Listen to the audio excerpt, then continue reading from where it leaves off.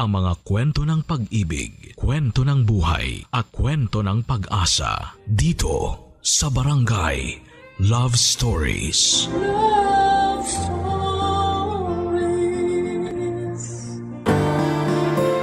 Mapagpasensya at mapagkandili ang pusong wagas kung magmahal. Ngunit napupuno rin po ito kapag paulit-ulit na binabaliwala at sinaktan. Ikaw, kabarangay, naranasan mo na bang maabuso ng mga taong malapit sa puso mo? Dear Papa Dudut, naranasan niyo na bang makulong? Hindi sa likod ng mga rehas sa presinto ha, kundi sa responsibilidad ninyo sa inyong pamilya. Ako kasi oo, at akala ko ay hindi na ako makakawala pa mula sa aking pagkakabilanggo. Ang mga karanasan kong yon sa buhay ang rason kung bakit ako sumulat sa programa ninyong Barangay Love Stories. Pero bago ang lahat ay magpapakilala muna ako. Tawagin niyo na lamang po ako sa pangalang Jenica, 27 years old at tubong Montalban, Rizal. Nagtatrabaho ako sa isang private company sa Quezon City. Naisip kong magpadala ng istorya sa inyong istasyon upang ibahagi ang mga karanasan ko sa buhay. Sana ay may matutuhan dito ang mga kabarangay natin. Magsisimula ang lahat noong nasa high school pa lamang ako, Papa Dudut.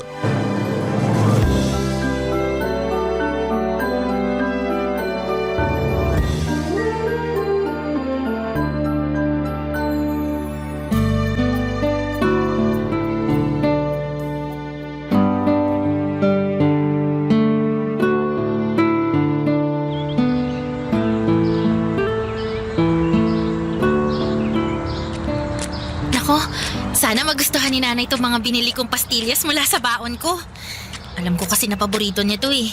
Iba-iba pa yung kulay ng pambalot. Nakakatuwa namang tingnan. Ayun, nandito na ako sa bahay.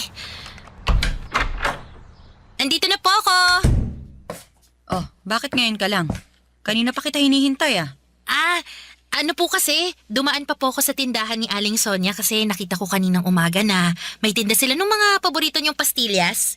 Ito, kaya binilhan ko po kayo, Nay. Alam ko pong paborito niyo yan eh. Salamat. Pero akala mo ba madadaan mo ako sa pagbili niyan? Ano po? Anong ano po? May kasalanan ka pa sa akin, Jenica. Ayan oh, tignan mo. Ano, pamilyar ba sa'yo itong mga papel na to? Opo, mga test paper. Na tinago mo sa ilalim ng kama mo. Akala mo yata hindi ko makikita, no? Malas mo kasi naglinis ako ng kwarto mo kanina. Kaya nakita ko itong mga test paper na to. Bago lang to ah. Kamakailan lang. Sinadya mo ba tong itago sa akin kasi ang bababa ng mga score mo? Ano po kasi? Pasensya na po kayo, Nay. Anong pasensya? Paano ko mapagpapasensyahan tong mga to? Sabihin mo paano? Teka, kuhanin na ng card nyo ngayon, di ba? Opo. Patingin ako. Po? Patingin ako ng card mo, Jenica. Wag na wag mong itatago sa akin yan katulad ng pagtatago mo nito mga test paper na to, ha? Akin na, dali! Sandali lang po. Kukunin ko lang po sa bag, Nay. Namumuro ka na talagang bata ka. Asa na? Ito na po. Ito na po. Ay, Diyos mio.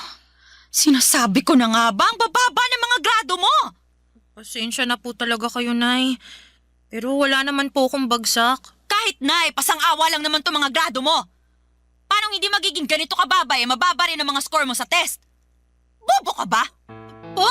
Ang sabi ko, bobo ka ba? Kasi mga bobo lang naman na nakakakuha ng mga ganitong grado. Pati na rin ang ganitong score sa test. Sobra naman po yata kayo, Nay. Sobra na kung sobra, pero may karapatan naman akong sabihin yon dahil sumobra na rin ang kabobohan mo. Bakit hindi mo tularan ng Kuya Jason mo? Sakto lang din naman po yung mga grade ni Kuya. Di naman ganun kataas, pero bakit ako lang po yung pinapagalitan ninyo? Grabe naman po kayo magalit sa akin, Nay. Wala naman po akong bagsak. Ba't nakuha mo pa talagang mga tuwiran, ha? Nagsasabi lang naman po ako ng... Kumpara naman sa kuya mo, mas marami naman siyang kayang gawin kesa sa'yo.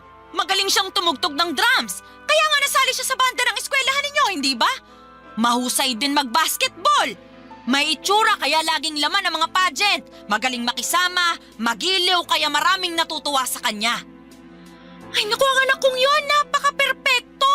Eh ikaw, sa pag-aaral ka na nga lang babawi, pumalpak ka pa? Saan ka nalang pupulutin yan pagtanda mo, Jenica?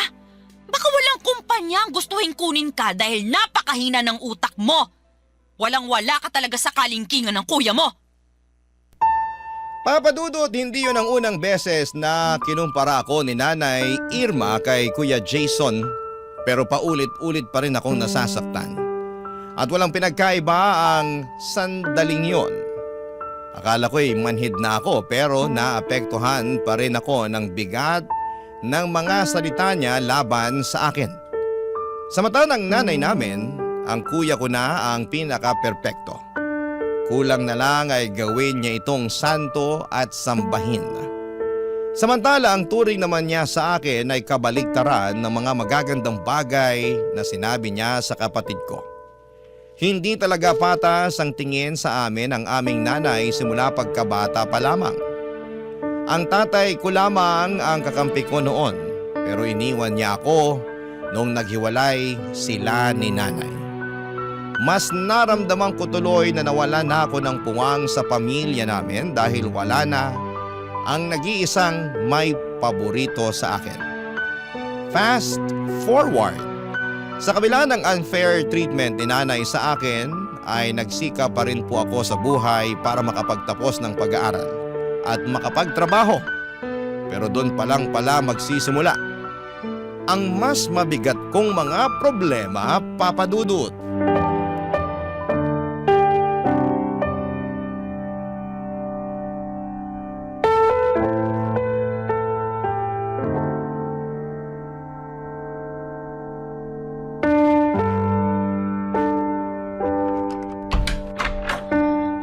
Pambihira namang Pilipinas to. Ang lala na talaga ng traffic. Mas nakakapagod pa bumiyahe araw-araw kaysa sa aktwal na trabaho sa opisina eh. Wala na ba talagang pagbabago? Buti pa makaupo nga muna. Oy! Ilang oras kang nakaupo sa opisina tapos pagdating mo sa bahay uupo ka na naman. Hindi ka ba napapagod? Napapagod po, kaya nga po ko uupo. Oy, mamaya ka na umupo. Akin na muna. Yung ano po? Tanga ka ba? Di yung sweldo mo. Baka nakakalimutan mo, araw ng bigay mo ngayon ng sweldo. Kanino ko pa inihintay yan eh. At singilan na naman sa renta. Naubusan din tayo ng gas. Naku, sumabay pa talaga. Hindi ko tuloy natapos yung niluluto ko. Anak ng lintik. Ano na? Asan na yung pera?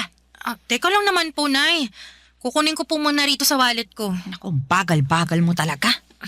Ito na po, Nay. Akin na.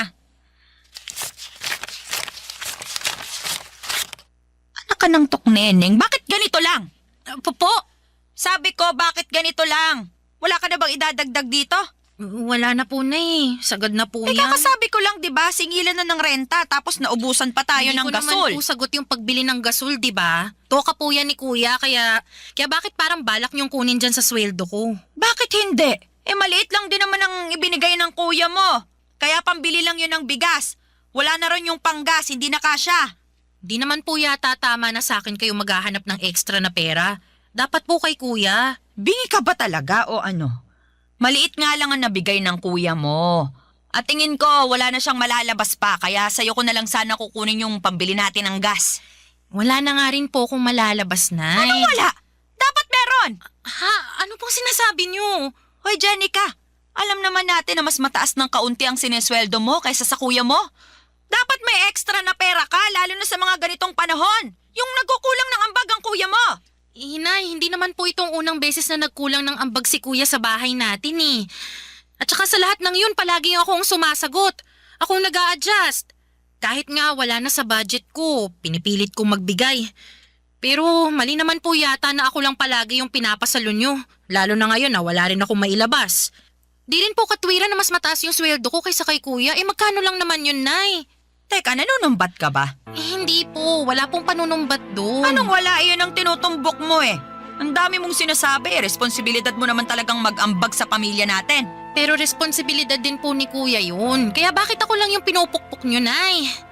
Pag si kuya, sakto lang ang inaambag o kaya kulang, wala naman kayo masyadong sinasabi. Pero pag ako, sangkatutak na sermon yung abot ko sa inyo. Aba, intindihin mo, may ibang pinagkakagastusan ng kuya mo. Nabanggit na niya sa akin na may gala sila ng girlfriend niya para raw sa anniversary nila. Magbi-beach daw. Syempre mapapagastos siya, kaya ikaw na muna ang magbigay. Pagbigyan mo na ang kuya mo, wala ka namang pinagkakagastusan eh. Tsaka, hoy, Jenica, paalala ko lang, huwag ka muna magpapamilya ha. Aha? Po, paano naman po napunta dyan ang usapan, Nay? Gusto ko lang paalalahanan ka. Kasi ang baba ng sweldo mo, hindi ka nga makapagbigay ng sobra rito sa bahay tapos magpapamilya ka pa. Baka mapabayaan mo lang ang magiging anak mo kasi saktuhan lang naman palagi ang kinikita mo. Kawawa naman ang magiging apo ko sa'yo. Papa Dudut, wala pa sa isipan ko ang magkaroon ng sariling pamilya dahil sa nakaatang na responsibilidad sa aking mga balikat. Kaya madalas ay said ang pera ko at wala na halos natitira sa akin kundi pamasahe na lamang. Minsan nga ay pati yun ay kinukuha pa ni nanay kesyo nakukulangan daw siya sa ibinibigay ko. Hindi ko tuloy mapigilang mainggit kay kuya dahil kung magkano lang ang maibigay niya ay wala nang sinasabing malala sa kanya ang nanay namin. Sa bagay, ano pa ba ang dapat kong asahan paborito nga siya kesa sa akin. Bukod po sa pinansyal na aspeto ay tumutulong din ako sa mga gawaing bahay lalo na kapag day off ko. Pero hindi yon ma-appreciate ni nanay at malimit pa rin niya akong ikumpara sa kapatid ko. Kaya nga nasasaktan ako ng husto dahil akala ko ay gagaan na ang pakikitungo niya sa akin lalo't may silbi na ako sa pamilya namin. Ngunit hindi pa rin pala at sa bawat araw na dumaraan, nadaragdagan lamang papadudot ang samaan ng loob ko sa sarili kong ina. Barangay Love Stories. Barangay Love Stories.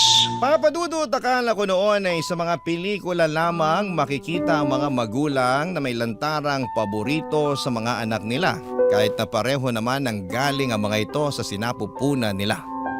At nung personal ko na nga yung naranasan ay napasabi na lamang ako na nag-e-exist pala ang bagay na yon sa tunay na buhay. Kaya nga kahit ayokong mainggit sa iba kong kaibigan at katrabaho na merong mabuting relasyon, sa kanilang mga nanay ay hindi ko pa rin napigilan ang aking sarili. Tao lamang ako, Papa Dudut, nakakaramdam ng pagkainggit, lalo't meron din namang dahilan. Sa kabila ng lahat ay nagpaka-bigger person ako. Inunawa ko ang nanay ko sa abot ng aking makakaya. At para hindi tuluyang masiraan ang ulo kakabuhat sa mga responsibilidad ko sa pamilya namin, natutuhan kong bigyan ng sarili ko ng pagkakataon na makapaglibang-libang naman. Pero hindi ko akalain na pati yun ay mamasamain pa ng magaling kong ina, Papa Dudut.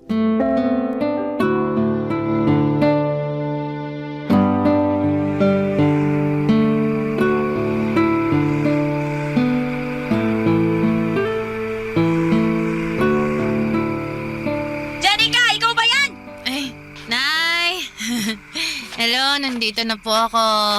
Bakit ngayon ka lang? Sira na ba ang orasan mo at hindi mo na namalayan kung ano oras na? 12:00 na ng madaling araw ah! Alam ko naman po yun kasi di naman po sira yung orasan ko. Tingnan nyo. Bagong bili pa tong relo ko. Tingin niya ako niyan. Aray ko naman po, dahan-dahan lang, Nay. Ka talaga ng tatay mong siraulo.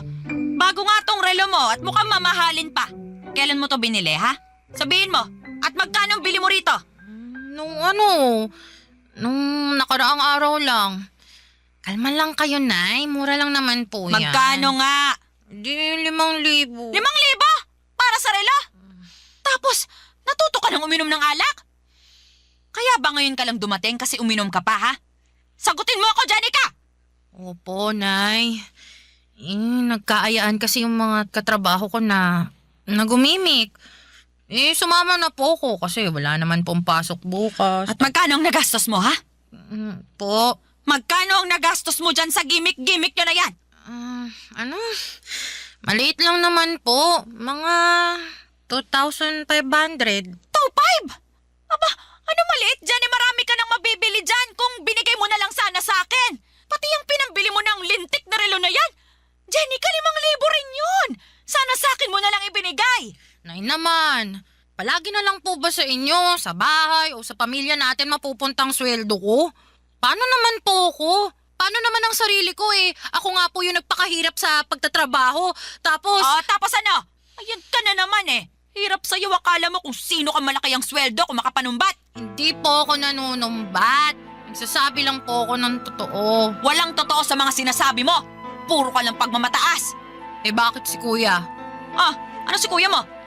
Pag si kuya ang bumibili ng mga bagong gamit niya, kahit na mamahalin at kahit na magkulang ang inaambag niya rito sa bahay, ayos lang sa inyo. Suportado niyo pa nga eh. Narinig ko, sinabi niyo pa sa kanya na nailibre naman niya ang sarili niya dahil nagpapakahirap siyang magtrabaho para sa pamilya natin. Eh ako rin naman po Nagtatrabaho rin naman po ako, Nay. Nag-aambag din ako dito. Tumutulong ako sa mga gawaing bahay pero bakit parang wala akong karapatan na bilhan ng sarili ko gamit ang pera na pinaghirapan ko? At bakit naman nasali rito ang kuya mo? Labas naman siya sa usapan. Yan ang hirap sa inyo, Nay. Pagdating kay kuya, nagmamalinis kayo. Ano ba pinagsasasabi mo? Ang pinag-uusapan natin dito, yung pagbili mo ng kung ano-ano, samantalang malaki ang pangangailangan natin dito sa bahay. At yung pag-inom mo ng alak, kababae mong tao lasinggera ka. Tapos ano, kasama mo mga katrabaho mo ka mo? Ilan ang lalaki sa mga yon, ha? Sagutin mo. Bakit niyo po ba gustong malaman? Sagutin mo, sabi, ilan ang kasama niyong lalaki? Ilan kayo lahat? 8 po. 3 kami mga babae at... Napakalandi mo talaga! ano pong sinabi niyo, Nay? Saan naman po galing yan? Paano hindi ko sasabihing malandi ka? Sino bang matinong babae ang sumasama sa mga lalaki para makipag-inuman? Wala naman po kaming ginagawang masama eh. Uminom lang, nagkasiyahan. Kahit na! Nung panahon namin, magkahawak lang ang mga babae at lalaki. Pinapakasal na agad ng mga magulang. Ganoon kami kakonserbatibo nung araw. Pero ngayon, napakawalang yanin ng mga kabataan. Janica, ayus-ayusin mo lang talaga, ha? Baka isang araw umuwi ka na lang dito sa bahay na umiiyak at sasabihin ginahasa ka ng mga kainuman mong lalaki. Kapag nangyari yun, Jenica, naku! Baka palayasin pa kita sa pamamahay natin. Papadudot, pakiramdam ko ay wala na akong karapatang magsaya dahil lamang sa hindi pareho ang nararamdaman namin ng pamilya ko. Lalo na ng nanay ko. Yun bang dapat kung malungkot at miserable sila ay ganoon din ang maramdaman at estado ko sa buhay. Kaya nga sakal na ako ng mga panahong yon. Pakiwari ko ay sarili kong pamilya ang pumapatay sa akin. At pag hindi ako gumagawa ng paraan upang kumawala sa kanila ay baka tuluyan na akong masiraan ng ulo. Kaya nga para hindi mangyari yon habang meron pang natitirang kaunting pagkatino sa isipan ko at pag-asa sa puso ko, ay nag-decide akong planuhin ang pagsasalba sa aking sarili. Hindi madali para sa akin ang bagay na yon dahil nga mahal na mahal ko ang pamilya ko. Kahit na hindi kami pareho ng nararamdaman sa isa't isa. Pero ginawa ko pa rin at bilang unang hakbang ay kinausap ko nga si Kuya Jason Papadudut.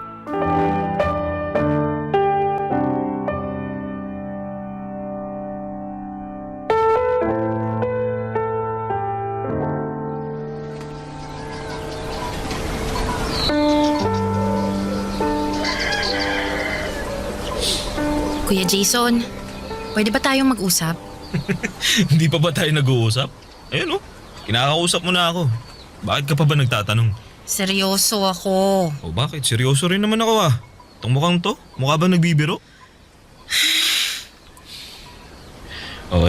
Tungkol ba kasi saan ang gusto mong pag-usapan natin? Parang biglaan naman yan.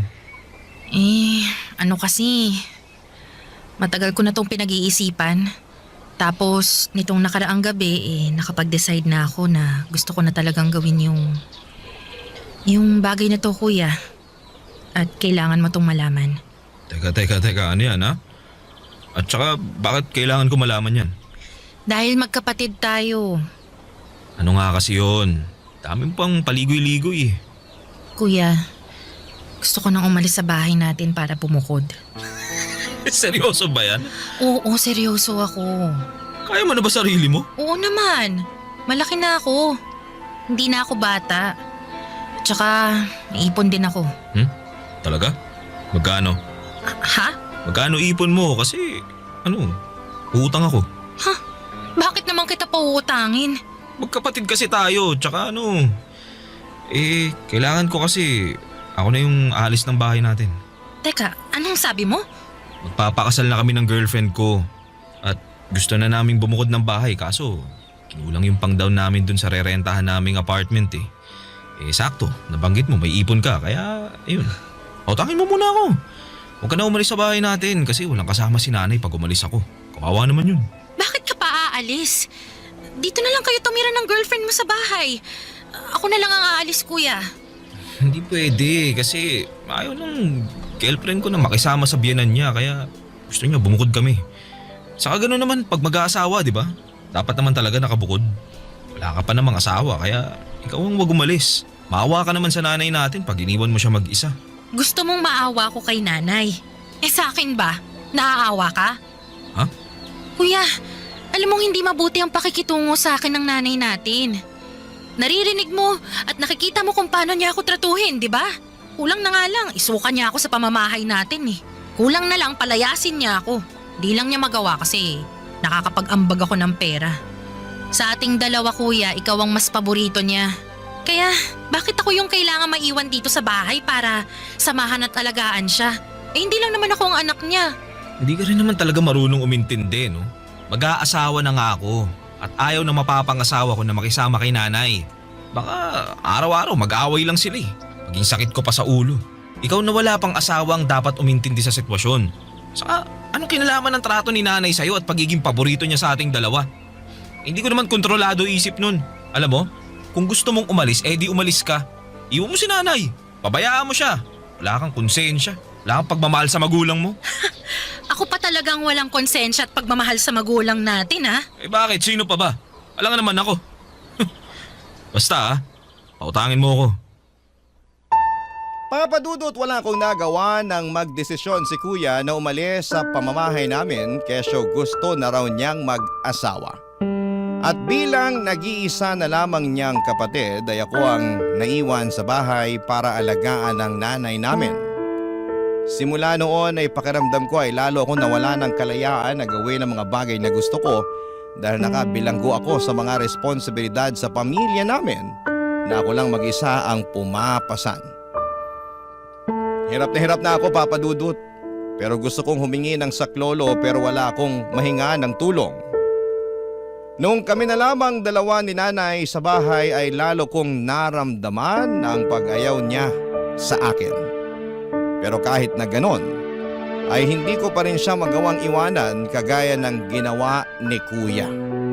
Matanda na kasi noon si nanay at madalas na ring magkasakit. Hindi ko maatim na pabayaan na lamang ang nanay namin dahil mahal ko siya.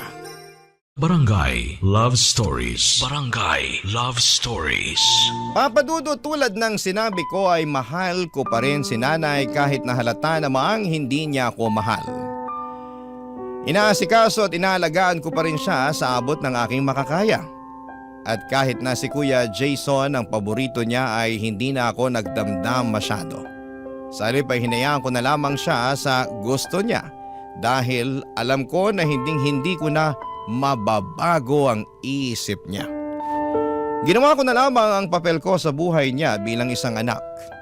Nagtrabaho ako ng mabuti at nagbigay ng sweldo sa nanay ko. Tumutulong sa bahay namin pag day off kahit na paulit-ulit niyang sinasabi na hindi niya kailangan ang tulong ko. Sa kabilang banda ay ramdam ko na kailangan talaga ako ni nanay. Lalo pa noong biglaan siyang na-stroke. Papadudot.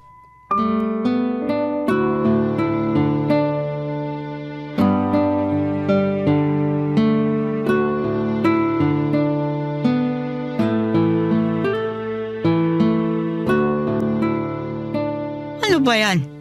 Adobo? Ang putla. Kulang sa toyo, mukhang matabang. Oh, bakit? Nasa stress lang po ako. Stress. Sabihin mo, sa akin, ano? Sa sitwasyon po. Sorry na, hindi ko lang mapigilan eh. Pagod lang din po ako ngayon dahil maraming ginawa sa opisina. Tapos ayaw nyo pang kumain eh. Sabi sa akin ng bantay nyo kanina, wala rin kayo halos kinain. Sumpungera talaga yung pinsan mo. Ako po nagtanong sa kanya tungkol sa inyo, Nay. Kinamusta ko po kayo. Tsaka bakit ba kayo nagagalit sa kanya eh? Siya na nga yung nagmamagandang loob na bantayan kayo. Hindi ko naman kailangan ng bantay. Kaya ko naman ng sarili ko. Kalahati lang ang paralisado sa katawan ko. Nagagalaw ko pa ang mga kamay ko. Nakakapagsalita pa ako. Hindi pa ako imbalido. Nay naman eh. Kuya mo na lang sanang kasama ko. Sana siya na lang din na nag-aalaga sa akin. Yung nagluluto ng pagkain ko. Mas masarap pa siya magluto kumpara sa luto mo na hindi maintindihan ng lasa. Wala na nga po si Kuya. Umalis na rito sa bahay natin kasi nag-asawa na, di ba? Kaya nga sana nandito siya. Bakit ba panay kayo hanap kay Kuya? Andito naman ako para alagaan kayo. Panay kayo hanap sa wala simula nung na-stroke kayo. Mabibilang na lang sa kamay ko sa daliri yung mga pagkakataon na binisita nila kayo rito sa atin. Basta. Mas gusto ko ang kuya mo. Kung meron lang talagang pagpipilian. Hindi ikaw ang gusto kong mag-alaga At sa tingin ninyo, gusto ko na ako mag-alaga sa inyo? Anong sabi mo? Nay, sumusobra na po kayo eh. Kung makapagsalita kayo, parang wala na akong ginawang mabuti sa pamilya natin, no? Lagi niyong pinamumukha sa akin na wala akong silbi, na kulang ang mga effort ko, na palagi na lang si Kuya ang magaling at nakakalamang. Lagi niyo na lang akong kinukumpara sa kanya. Anak niyo rin naman ako, di ba? Bakit, Nay? Bakit kayo ganyan sa akin? Bakit pagdating kay Kuya ang bait-bait niyo? Tapos sa akin hindi? Sabihin niyo, Nay, bakit ba? Mas mahal ko ang kuya mo kesa sa'yo. Ano magagawa ko? Tsaka kahit anak kita, kahit nang galing ka sa sinapupunan ko, hindi kita ginusto. Ano po? Ayoko nang magkanak pa kami ng tatay mo. Dahil ilang beses na ako nakunan pagkatapos ng kuya mo. Pero mapilit ang tatay mo. Makulit. Kahit ayoko na, sige pa rin. Nung nalaman kong buntis ako sa'yo, pinagsamantalahan ako ng tatay mo. Pinilit niya akong buhayin ka dahil gusto pa raw niya ng isang anak. Kaya kahit ayoko, kahit natatakot na akong mabuntis at manganak, wala akong nagawa kundi sundin siya. Mas takot ako sa galit ng tatay mo at sa pwede niyang gawin. Paano kung patayin niya ako? Yung bata-bata pa ng kuya mo. Kaya po ba wala kayong kaamor-amor sa akin dahil sa kasalanan sa inyo ni tatay? Oo. Tapos nakuha pa niyang mambabae. Iniwan niya kayo sa akin. Ikaw! Iniwan ka niya para buhayin ko. Kapal ng mukha niya. Kaya hindi mo ko masisisi kung bakit ganito ko makitungo sa'yo. Pag nakikita kita, naaalala ko ang mukha ng taong nanamantala sa akin. Nanloko at nangiwan. Pakiramdam ko, hindi talaga siya nawala. At nabubuhay siya sa katauhan mo. Papa Dudut, yun pala ang dahilan kaya hindi ako mahal ng nanay ko. Pero maling-mali naman na isumbat niya sa akin ang kasalanan sa kanya ng aking tatay. Hindi ko rin naman ginusto na mabuhay at ipanganak sa mundo. Kung may pagpipilian lamang ako, kung alam ko lang na magiging miserable ang buhay ko sa mga kamay ng nanay ko ay hindi na lamang sana ako isinilang noon. Sana ay namatay na lamang ako sa sinapupunan ng nanay ko. Nagpatuloy ang hindi magandang trato sa akin ni nanay kahit na ginagawa ko naman ang lahat para alagaan siya, irespeto at unawain. Gabi-gabi ay nagdarasal ako sa Diyos. Nahawakan niya ang puso ng nanay ko para magbago ito. Pero imposible na yatang mangyari yon dahil sa kabila ng karamdaman ni nanay ay mas naging malala pa ang trato niya sa akin. Sa katunayan ay nagawa na rin niya akong saktan kapag inis na siya. Bagay na hindi ko kayang tiisin, Papa Dudut.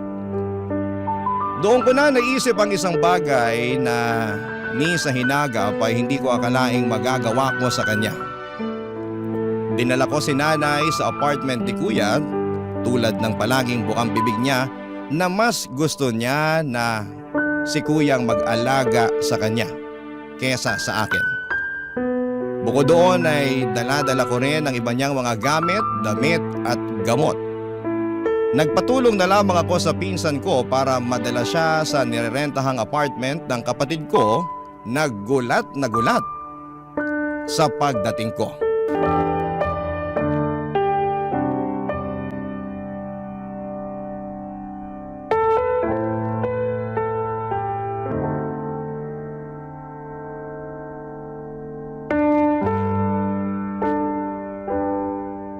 Kuya, iiwan ko na sa pangangalaga mo si nanay. Ano?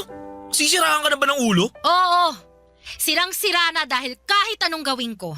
Kahit na nagpakabuti akong anak, maging maunawain, gawin ang lahat para makuha ang loob ni nanay, kulang pa rin. At kahit kailan, hindi ako magiging sapat sa kanya. Abot langit ang galit sa akin ni nanay, kaya galit na rin ako sa kanya. Tsaka ikaw naman ang palagi niyang hinahanap eh. Grabe. Naaaning na ako sa kakapakinig sa iyak niya na sana raw ikaw ang nag-aalaga sa kanya sa bahay, kahit na nandun naman ako. Kaya oo kuya, sirang-sira na ang ulo ko. Hindi ko na alam kung saan lulugar sa pamamahay natin at sa buhay niya, kaya ayan, tinupad ko na yung matagal niyang hiling. Dinala ko siya rito sa bahay niyo para maalagaan mo. Para namang hindi yata tama yung gusto mo mangyari, Jenica. Di mo pwedeng basta-basta iwan dito si nanay at… At bakit hindi? Nanay mo rin naman siya, di ba? Anak ka rin niya. Paboritong anak ka pa nga eh. Oo nga, pero… Basta. Iiwan ko na siya sa'yo. Aalis na ako sa bahay natin at magpapakalayo-layo. Kuya, pagod na ako. Pagod na akong makisama sa tao na hindi naman ako minahal. Na hindi naman ako tinuring na anak. Pagod na akong magsakripisyo, umunawa at makulong na parang isang bilanggo sa responsibilidad para sa pamilya natin. Samantalang ikaw nagagawa mo lang ang gusto mo. Dapat nga matuto ka ring alagaan si nanay eh. Dahil nagawa ko ng parte ko sa kanya bilang anak niya. Jenica naman! Wala akong alam sa pag-aalaga kay nanay. Problema ba yun? Di alamin mo. Ikaw nang bahala. Diskartehan mo na, total. Lagi namang sinasabi ni nanay na magaling ka. Di patunayan mo. Ipakita mo sa kanya. Kasi ako kuya, nagawa ko na yan eh. Hindi nga lang niya na-appreciate, kaya ayoko na. Suko na ako. Panahon na siguro para unahin ko naman yung sarili ko. Marami rin kasi akong gustong gawin eh. Marami akong mga lugar na gustong puntahan pero hindi ko magawa dahil nakatali ako kay nanay. Wala naman sanang kaso na alagaan ko siya kung naging maayos lang din ang pakikitungo niya sa akin eh. Pero sa araw-araw na lang na ginawa ng Diyos eh. Palala na ng palala si nanay. Nananakit na siya, kuya. Lalo na pag naiinis siya sa akin. Tingnan mo to. Oh, tingnan mo tong braso ko. Ang daming kurot at pasa mula sa mga hampas niya. Sumusobra na siya, kuya. Pagod na akong pakisamahan at tiisin yung ugali niya. Kahit nanay pa natin siya, ayoko na. Kaya kuya, ikaw nang bahala sa kanya. At saan ka naman pupunta? Sa malayo. Sa lugar na hindi ninyo alam para hindi nyo na ako mahahanap.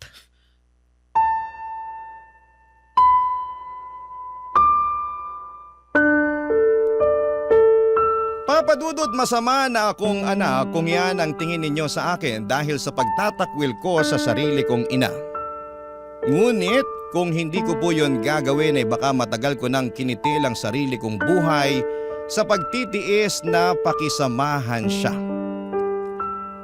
Sobrang sirang-sira na talaga ang mental health ko at anumang sandali ay baka mabaliw na ako. Aaminin ko na hindi rin naman madali sa akin na umalis pero kailangan ko namang salbahin ang sarili ko. Sa kasalukuyan ay patuloy pa rin akong umuusad sa buhay ko kahit na may mga gabi na bumabalik sa aking alaala ang sakit na dulot ng mga naranasan ko sa buhay na kagagawan ng sarili kong ina. Ngunit tuwing sumasapit ang umaga ay patuloy pa rin po akong humahawak sa katiting na pag-asa sa puso ko na magiging maayos pa rin ang lahat-lahat. Kaya nga bilang unang hakbang, Papa Dudut, ay sumailalim ako ngayon sa counseling. Ang hiling ko na lamang ay mapagtanto ng nanay ko ang kamalian niya sa akin. Dahil mali pa rin na sisihin niya ako sa kasalanan na nagawa sa kanya ng tatay ko. Hanggang dito na lamang po ang sulat ko, Papa Dudut. Maraming salamat po sakaling mapili po ninyong i-ere sa inyong programa ang aking kwento. God bless and more power po sa Barangay Love Stories. Ang inyong forever kapuso at ka-barangay, Jenica. Kwentuhan naman tayo dito sa comment section.